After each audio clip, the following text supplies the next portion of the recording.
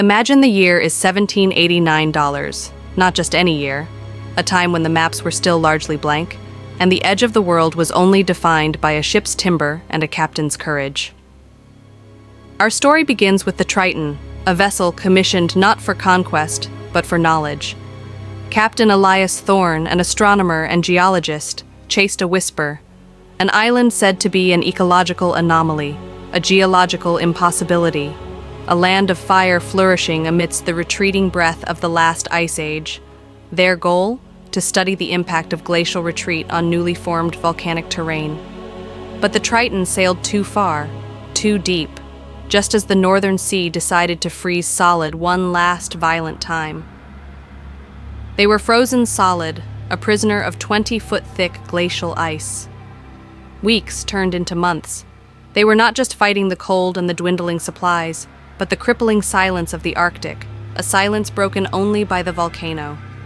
This wasn't a dormant peak. This was Mount Acheron, the bringer of woe. A colossal stratovolcano, whose thermal vents and subterranean heat were the very reason this small patch of land had life. The ice around the island was thinner, more treacherous, constantly battling the geothermal energy beneath.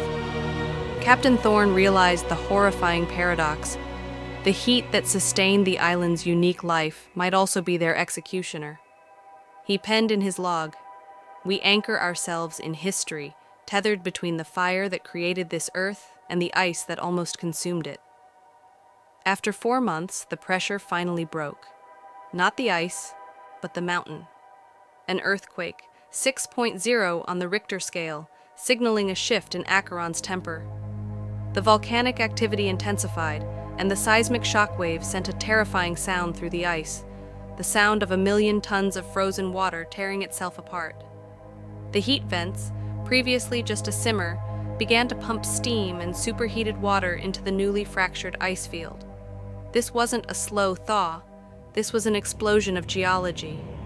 The ship was caught in a lethal washing machine, surrounded by 20-story ice cliffs collapsing into boiling water, all while the sky darkened with volcanic ash. Through sheer luck, skill, and the very forces that almost ended them, the Triton was spat out of the Ice Age's final trap. They sailed home, not with detailed maps, but with an unparalleled account of the Earth's brutal, transformative power. The island of Acheron became a legend, its location debated for centuries.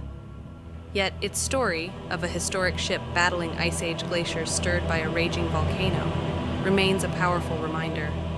History isn't just about dates and battles. It's about the few who dared to see the world when it was still being violently made. They sought the fire and nearly got burned by the ice.